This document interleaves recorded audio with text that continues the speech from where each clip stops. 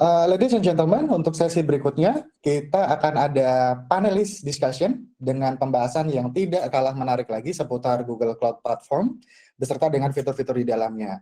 Nah, telah hadir bersama saya Pak Rahmat Hidayat, Pak Sugianto, dan Pak Kris. Nah, gentlemen, over to you.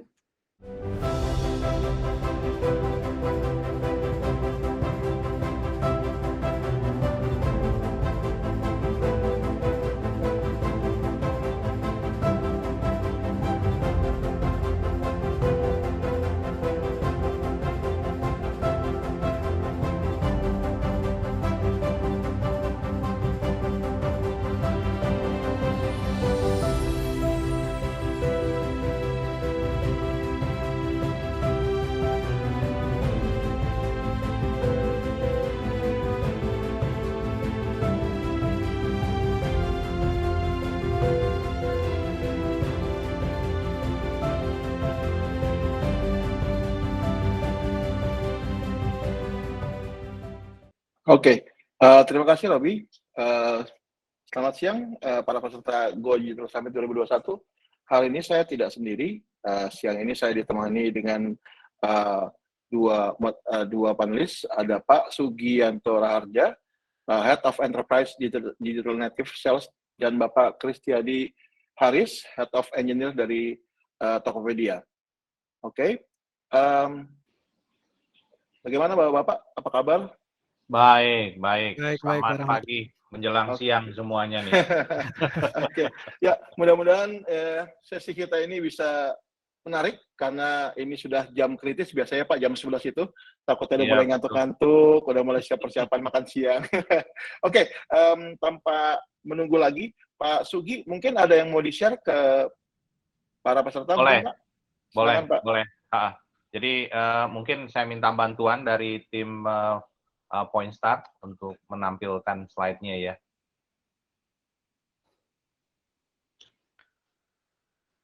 Oke, masih loading. Oke, baik. Saya mungkin ucapkan dulu selamat siang buat teman-teman sekalian, para hadirin yang memang sudah meluangkan waktu untuk hadir. Mudah-mudahan nih semua kita dalam keadaan sehat walafiat ya, tentunya itu yang kita harapkan karena zaman pandemi ini kesehatan bukan barang yang murah, barang yang mahal ternyata ya, dan saya berharap semuanya sehat-sehat. Oke, nah mungkin saya akan share aja, waktunya mungkin tidak banyak ya, jadi saya share secara cepat saja.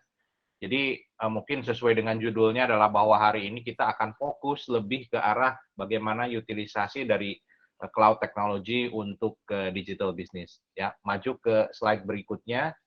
Nah, mungkin semua sudah tahu bahwa kalau kita sekarang ini sedang menghadapi situasi pandemi, ya, terus kemudian juga kalau lihat dari sisi kompetisi juga memang sangat kompetitif sekali, ya. Artinya apa? Artinya kita harus lebih granular, kita harus lebih ke bawah lagi, ya harus lebih dekat lagi dengan customer tentunya. Nah, ini mungkin yang menjadi satu indikasi bahwa dalam zaman yang sekarang ini sudah berbeda, market juga sangat dinamis. Slide berikutnya. Nah, tentunya kalau kita berbicara mengenai sukses, suksesnya tergantung dari apa? Simple sebetulnya. Bagaimana datang ke market itu secara cepat. Ya, artinya time to marketnya harus pendek zaman sekarang ya tentunya. Tidak bisa panjang lagi. Nah, kalau tentunya harus diperpendek, time to market, apa yang bisa dilakukan? Yang dilakukan adalah tentunya harus outpace competitor ya dengan diferensiasi produk, experience yang berbeda juga untuk customer. Ya, slide selanjutnya. Nah, tentunya yang diperlukan apa? Yang diperlukan salah satunya, bukan salah duanya ya, tapi salah satunya itu adalah teknologi. Ya, bagaimana supaya dengan teknologi ini bisa stay fokus terhadap bisnis. Ya, artinya bisnis akan sangat terbantukan dan butuh yang namanya enabler. Nah, enabler ini adalah teknologi. Nah, dan semua mungkin yang bergerak di digital native tentunya sudah tahu penggunaan teknologi itu sangat intensif ya untuk itu. Maju ke slide berikutnya. Nah, apa kalau misalkan kita melihat kalau misalnya penggunaan teknologi itu bisa membantu di sisi bisnis. Nah, tapi banyak juga kendala yang dihadapi. Nah, kendala yang dihadapi itu adalah yang pertama itulah terkait dengan developer. ya hampir boleh dibilang waktu yang di-spend itu untuk hal-hal yang memang masih sifatnya konservatif, masih tradisional ya. Nah, ini yang harus diperbaiki tentunya. Dan ini kadang-kadang membuat para developer itu jadi frustasi ya. Dan kalau satu sisi ingin berinovasi dengan cepat, yang ingin membuild produk itu juga dengan cepat, sehingga time to market dituntut oleh manajemen juga dengan cepat, tapi tetap masih struggle ya. Nah, lanjut. Nah, tentunya juga yang kedua adalah developer turnover juga tinggi sekali ya, karena tingginya developer turnover tersebut mengakibatkan cost yang cukup tinggi. Jadi akhirnya terjadi perebutan nih di market ya, biasanya perlu developer kita harus bayar lebih mahal. Nah, ini yang mengakibatkan tentunya kalau dia dari sisi persaingan ya persaingan tidak sehat gitu ya, tapi satu sisi betulnya bisa banyak yang dilakukan untuk melakukan pembenahan untuk menuju ke sana ya. Nah, slide selanjutnya. Nah, cobalah cari tentunya dengan partner yang memang bisa bertindak sebagai advisor, ya, dan bisa membantu untuk melalui journey-journey yang yang disebutkan tadi ya, tentunya terkait dengan teknologi, tapi satu sisi mencoba mengadres beberapa hal yang tadi saya sebutkan ya, dari sisi developer, time to market, dan seterusnya. Ya, slide selanjutnya. Nah, apa yang bisa diberikan oleh Google Cloud. Nah, dan ini kebanyakan juga terkait dengan kebutuhan yang ada di digital native, yaitu yang pertama adalah bagaimana melakukan simplifikasi ya, mempermudah dan juga satu sisi menyederhanakan ya, bagaimana supaya cloud native app development environment itu jauh lebih mudah dibuat, lebih mudah di-manage ya. Satu sisi Google punya teknologi di sana yang namanya Kubernetes ya, dan metodologi-metodologi untuk menerapkan DevOps ke depan.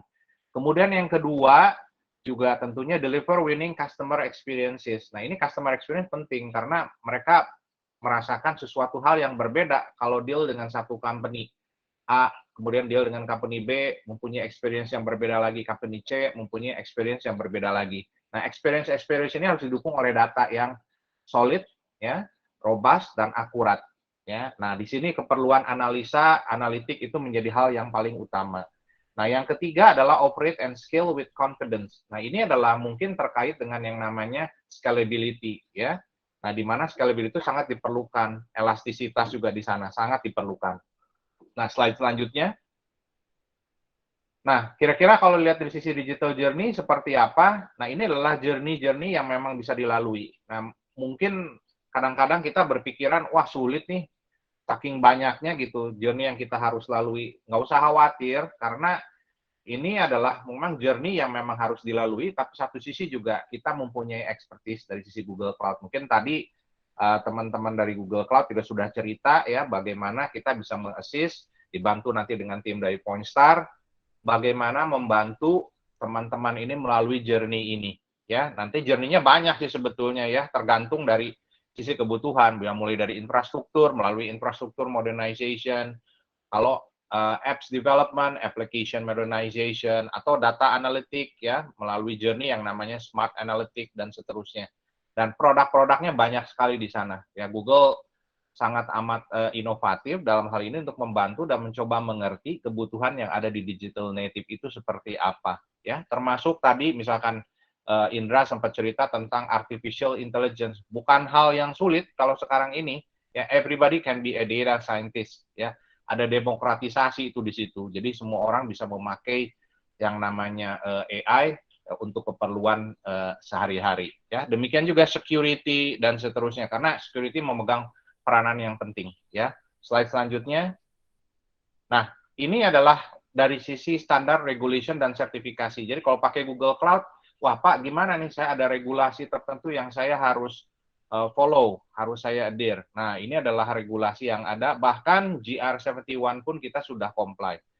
Data center ada di Indonesia, kita sudah comply dengan OJK, kita juga sudah comply dengan Menkominfo ya, dan kita juga sudah punya yang namanya SNI ya. Jadi ini adalah hal yang menarik kalau menurut saya untuk ke depan. Kenapa? Karena kalau kebutuhan-kebutuhan ini sekarang kita bisa penuhi dengan memang standar maupun regulasi yang ada ya, kita bisa ikuti, dan juga sertifikasi yang cukup lengkap di sana ya. Oke, slide selanjutnya. Nah, siapa aja yang sudah pakai? Nah, yang sudah pakai banyak nih ternyata ya, hampir semua industri. Ada retail, e-commerce, B2C, fintech, health tech, ya, agrotech, semuanya ada. Jadi nggak usah khawatir. Kalau misalkan ingin memakai Google Cloud, Pak, saya ada di fintech, sudah ada banyak. Di Indonesia juga ada, nanti saya share dalam slide berikutnya. Retail tech lebih banyak lagi, ya, e-commerce sama juga, ya, terus kemudian juga untuk health tech demikian juga banyak yang sudah memakai kita. Oke, slide selanjutnya. Nah, ini adalah beberapa cloud customer yang di Indonesia, mungkin bisa dilihat ada OVO, ada GoPay, ya, di situ ada Bank Jago, terus kemudian juga ada Link Aja, ya, terus kemudian juga ada video.com di sana, ada Tiket, ya, Gojek, Traveloka, ya, dan Tokopedia di sana, ya, tentunya ini menunjukkan bahwa memang spend-nya sangat luas dan nggak usah khawatir bahwa journey di industri manapun kita bisa bantu, ya. Lanjut. Nah, di samping itu kalau memang ada kebutuhan, terus kemudian misalkan memang ada beberapa teman-teman dari DN, ya, digital native customer kita yang ingin memang masuk lebih jauh, masuk misalkan sebagai ISV dan mempunyai produk sendiri yang memang ingin ditampilkan di dalam marketplace dan seterusnya. Nah, bisa apply sebagai tech partner, ya. Kita punya namanya tech partner program atau ISV program. Dengan senang hati kita bisa membantu dan bisa follow up lebih lanjut untuk itu, ya. Lanjut. Terus kemudian kalau kita lihat journey-nya harus dimulai dari mana? Ya, entah itu memang dari data, dari developer kebutuhannya, dari security, silahkan aja datang dan kita coba bantu untuk bagaimana problem-problem tersebut, challenges yang sedang dihadapi tersebut kita bantu untuk solving. Ya. Nah, itu saja saya pikir yang saya bisa sampaikan. Ini adalah step-step yang mungkin bisa dilihat, ya. Coba mungkin melihat dari sisi goal-nya bagaimana, metrik dari suksesnya juga seperti apa, dan cobalah mungkin mulai melakukan yang namanya piloting. Nah, mungkin dengan mulai piloting akan bisa dilihat sisi kemudahan, bahwa gimana si Google Cloud ini memang bisa membantu teman-teman dari DN untuk coba bagaimana bisnis ini dieksekusi, tapi satu sisi menggunakan teknologi yang memang di-apply di dalam Google Cloud. Terima kasih, mungkin itu saja. Saya serahkan kembali ke moderator, Pak Rahmat. Terima kasih Pak Sugi, penjelasan yang sangat-sangat lengkap Pak, terus sekali. Dan kita juga tadi sudah menyaksikan bahwa beberapa macam industri apa saja yang bisa mengadopsi GCP dan juga sudah diperlihatkan juga beberapa customer yang menggunakan GCP. Oke. Terima kasih Pak Sugi. Nah, sekarang kita ke Pak Kris nih. Pak Kris, ada pertanyaan nih Pak dari saya Pak. Kan kita tahu nih, Tokopedia tuh rajin banget lah melakukan ekspansi dan perubahan gitu. Kalau boleh tahu Pak, tantangan apa saja Pak yang dihadapi ketika melakukan ekspansi bisnis? Dan teknologi apa saja yang diterapkan Pak untuk mengakomodir kebutuhan Bapak? Silakan Pak Kris. Ya, thank you Pak Rahmat. Ya, halo Pak Sugi, halo teman-teman semua. Saya Kris, saya Head of Engineering dari Tokopedia. Ya, kalau tadi ditanya ya, tantangan apa? I think tadi presentasinya Pak Sugi itu udah spot on sih. Jadi semua tantangannya udah dijembrengin di situ. Ya, nomor satu pastinya cost kan ya. Yang kedua resources ya, tadi sih. Jadi resources itu bisa orang atau infra ya, atau teknologi. Jadi dari sisi manpower, kita emang di Indonesia ada tantangan untuk kalau kita mau ekspansi bisnis baru kan berarti butuh resource ya, butuh yang skillful lah. Kalau misalnya kita masih maintain infra sendiri, kita mesti cari banyak sekali resource yang ngerti infra ya. Dan sisi teknologi juga sama. Jadi karena tadi juga disebutin ya, kita butuh kalau kita mau deliver teknologi baru atau bisnis baru, kita butuh faster time to market.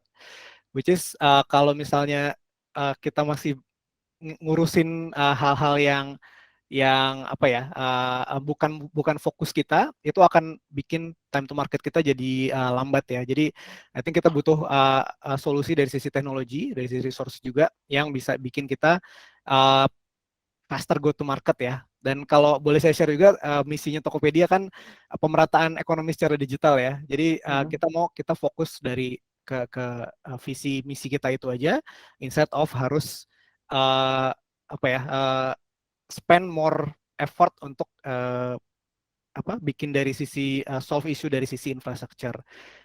Itu sih Pak Rahmat kurang lebih. Oke, boleh ceritain sedikit nggak Pak? Ini saya nggak tahu ya, ini rahasia atau nggak ya. Boleh di-spill sedikit nggak sih Pak? Bapak utilize GCP apa saja gitu, yang di-utilize di Tokopedia saat ini?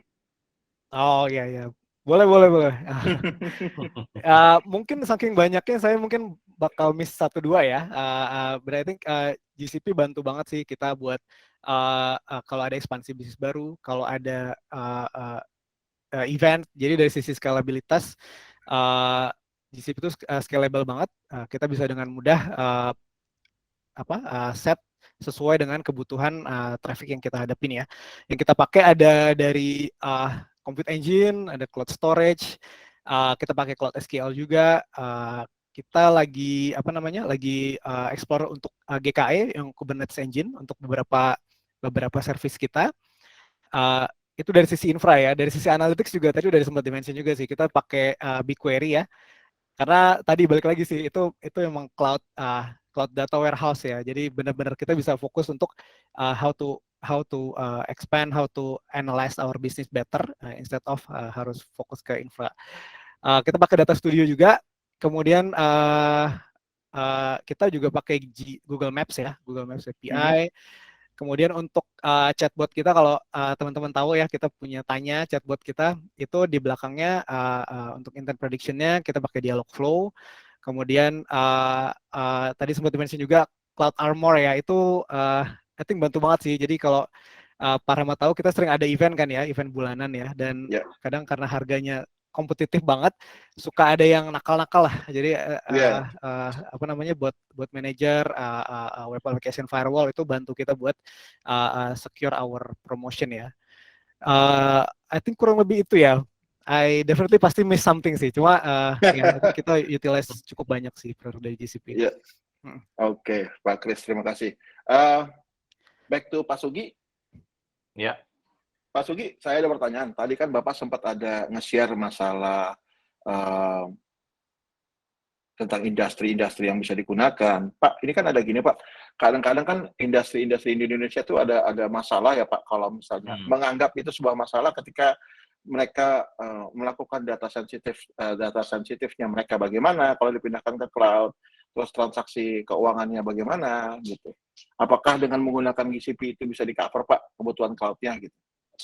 Iya, nah ini yang kadang-kadang suka terbalik nih ya sebetulnya. Makanya kenapa Tokopedia pakai cloud, banyak digital native pakai cloud, karena terus terang mereka believe bahwa justru malah secure dan bahkan lebih secure sebetulnya dibandingkan dengan on-prem ya. Kenapa saya bilang begitu? Karena kita punya beberapa tahapan sih sebetulnya. Tadi Indra juga mungkin sudah jelaskan dari sisi security, Wisu juga sudah jelaskan sebelumnya bahwa tahapan-tahapan yang ada di dalam GCP itu sangat lengkap ya. Kalau kita lihat bahkan dari data yang masuk memang di-encrypt, terus kemudian juga bahkan address-nya juga tetap masih kita jagain gitu kan ya, bahkan masih ada juga two-factor authentication kalau memang mau, bahkan aplikasinya juga buat layer gitu kan ya untuk ke lapisan security yang memang diterapkan. Jadi sehingga data yang masuk pun sangat secure gitu dibandingkan dengan data yang di luar yang dimana tidak dibentengin ibaratnya. Bahkan kalau masih kurang, tadi misalkan contohnya Mas Kris sudah jelaskan pakai Cloud Armor gitu ya, misalkan itu bisa membantu juga untuk memprotek lebih jauh. Tapi secara overall kelengkapan security yang ada sangat mumpuni ibaratnya ya, dan bahkan ini security yang dipakai itu sama dengan apa yang kita terapkan dengan yang memang kita terapkan untuk produk-produk yang lain ya, seperti YouTube, Gmail, dan yang lain, yang memang terhadap security itu sangat tidak rentan gitu, sangat tahan gitu ya, sehingga Ya memang ada kasus-kasus kecil, bukan berarti saya bilang tidak ada ya, tapi itu kita bisa minimalisasi.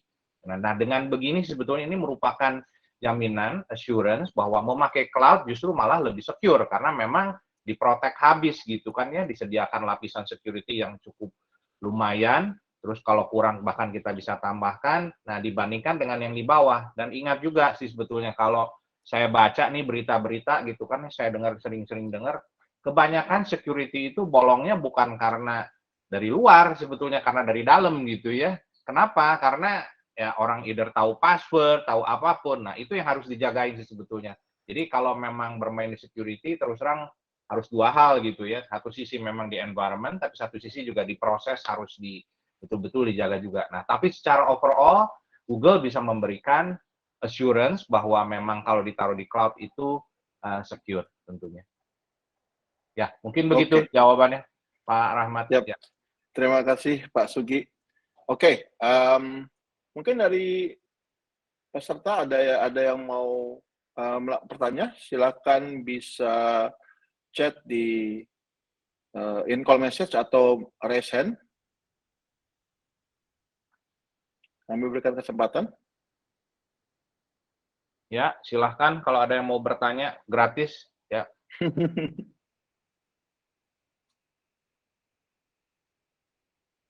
Oke, kalau begitu saya lanjut tanya lagi nih Pak Sugi. Pak Sugi Boleh. dan Pak Kris nih. Ini pertanyaan buat Bapak sekalian. Kalau dari sisi Google dulu ya Pak, di masa depan prediksi bisnis yang bisa diantisipasi itu apa Pak dengan menggunakan GCP ini Pak? Ya, kalau sekarang zaman pandemi ini udah kelihatan nih bisnis yang mana sih sebetulnya yang berkembang sangat pesat. Ya, mungkin bisa ditanya sama Mas Kris juga tuh ya sebetulnya. Tokopedia lagi hype nih. Ya, Gojek lagi bagus. Sekarang travel yang saya lihat juga travel itu sudah mulai pick up ya. Dan kalau saya lihat growth-nya itu dari tahun 2020 ke 2021 growth-nya masih double digit. Interesting justru makanya. Saya baca satu survei gitu ya, bahwa ternyata untuk online travel itu growth-nya masih double digit. Kalau retail, e-commerce, terus kemudian logistik itu nggak usah ditanya ya, growth-nya hampir rata-rata di atas 30%, 40% sih. Jadi kalau saya lihat sekarang bisa dilihat bahwa yang namanya bisnis yang terkait dengan e-commerce, ya, logistik, ya, terus kemudian financial technology, karena orang juga dengan semenjak zaman pandemi ini semakin realize nih ya, kebutuhan digital semakin tinggi, digital platform semakin dibutuhkan, semua orang mulai menuju ke sana. Dan saya lihat juga bahwa kebutuhan orang untuk internet juga semakin tinggi dan terus naik gitu, nggak pernah turun tuh di Indonesia. Ya, orang Indonesia kan jiwanya sosial nih, termasuk sosial media dan juga mau benar-benar bersosialisasi gitu ya. Nah, ini juga menjadi indikasi bahwa kelihatannya memang yang terkait dengan digital platform ini semakin naik. Nah, ini saatnya gitu ya untuk masuk ke e-commerce, online travel, media, ya, financial technology, logistik, itu adalah industri-industri yang sangat terbantukan ya untuk saat ini kalau di digital native yang memang sekarang berkembang sangat pesat dengan setelah pandemi ini. Ya, mungkin begitu, Mas Rahmat. Terima kasih Pak Sugi. Pak Kris, mungkin ada komen tambahan Pak? Ya, Pak Rahmat, betul sih. Jadi memang trennya akan ke arah digital ya. Jadi kebetulan di Tokopedia juga selama pandemi ini kita di early 2021 kita ada lihat kenaikan penjual kita dari sekitar 7 jutaan jadi sampai 10 jutaan. Kemudian monthly active user kita juga naik sih dari sekitar 90 juta sampai 100 jutaan sekarang. Jadi memang trennya itu bakal hampir semua bisnis will go digital. Ya pun kalau Bapak tahu kan bioskop aja sekarang udah go digital kan ya. Jadi trennya memang ke sana. Dan dari sisi Tokopedia juga kita melihat trennya itu orang maunya apa ya, layanannya lebih bagus dan lebih cepat lah. Terutama mereka bisa dapetin dengan dari rumah aja, jadi semua bisa dapat dari rumah. Jadi di 2021 ini kita ada launch beberapa service juga sih. Jadi kayak Tokopedia Now itu sekarang apa namanya, teman-teman bisa belanja kebutuhan rumah tangga dan itu akan sampai dalam kurang dari 2 jam ya. utilize fungsi dari Maps juga ya, dari Maps juga. Kemudian kita juga ada inisiatif hyperlokal untuk bikin UMKM yang ada di sekitar rumah teman-teman jadi bisa tetap survive. Kita juga tawarin toko-toko sama UMKM yang ada di sekitar teman-teman. Jadi teman-teman bisa belanja hal-hal yang ada di daerah teman-teman, dan itu akan bantu UMKM yang ada di daerah teman-teman. Kita sebutnya hyperlokal. Jadi itu sih, I think kedepannya semua bakal banyak yang go digital ya. Dan mungkin tambahan juga tadi terkait security ya. I think Pak Sugi tadi sempat mention. Jadi di Tokopedia juga kita I think kita nggak compromise dengan security ya. Jadi salah satu contohnya kan payment kita punya lebih dari 50 tipe payment pembayaran, dan kita harus punya solusi yang comply dengan PCI DSS ya. Jadi I think GCP salah satu platform yang menyediakan compliance itu ya. Jadi kita nggak perlu sertifikasi sendiri, dan semuanya itu udah di solve dari sisi GCP. Itu sih kurang lebih Pak Rahmat. Oke. Terima kasih Pak Kris, Pak Sugi. Jadi kalau saya bisa summarize dari diskusi saat ini, kita tuh dengan menggunakan cloud itu bisa digunakan di berbagai macam industri yang ada di Indonesia saat ini, dari mulai finance sampai dengan industri e-commerce gitu, itu bisa digunakan. Dan rateannya di sini kalau misalnya cloud itu menggunakan Google Cloud juga keamanannya terjamin seperti itu. Oke, terima kasih Pak Kris dan Pak Sugi atas waktunya. Sama-sama. Terima kasih juga atas saya kembalikan. Ya, saya kembalikan ke Robi. Terima kasih. Ya, terima kasih nih Pak Rahmat untuk memimpin diskusi baru saja ini ya. Pak Sugi, Pak Kris, terima kasih juga untuk insight-insight-nya. Luar biasa nih. Jadi kalau boleh jujur Pak Kris nih, saya dulu tuh penasaran tiap tanggal-tanggal unik ya, 11-11, 12-12 gitu. Ya, biasanya kan e-commerce tuh selalu ramai pengunjungnya gitu kan. Nah, ternyata dengan konsep yang baru saja dijelaskan, kemudahan untuk memperbesar bisnis, scalability dengan menggunakan cloud ini cukup membantu ternyata ya Pak ya. Betul Pak Robi, kan nggak mungkin ya kalau kita lagi ada event tiba-tiba kita mesti beli dulu servernya, taruh data center, itu nggak mungkin sih, membantu sekali sih Pak. Itu, ya makanya terkonfirm nih sekarang bahwa menggunakan cloud itu justru mempercepat bisnis kita sebenarnya Pak ya, dimana ketika kita butuh untuk mengembangkan ya effortnya tidak terlalu besar, dan time to customer-nya jadi lebih singkat gitu kan ya. Baik. Nah, terima kasih sekali lagi Pak Sugi, Pak Kris, dan Pak Rahmat ya untuk sesi yang luar biasa.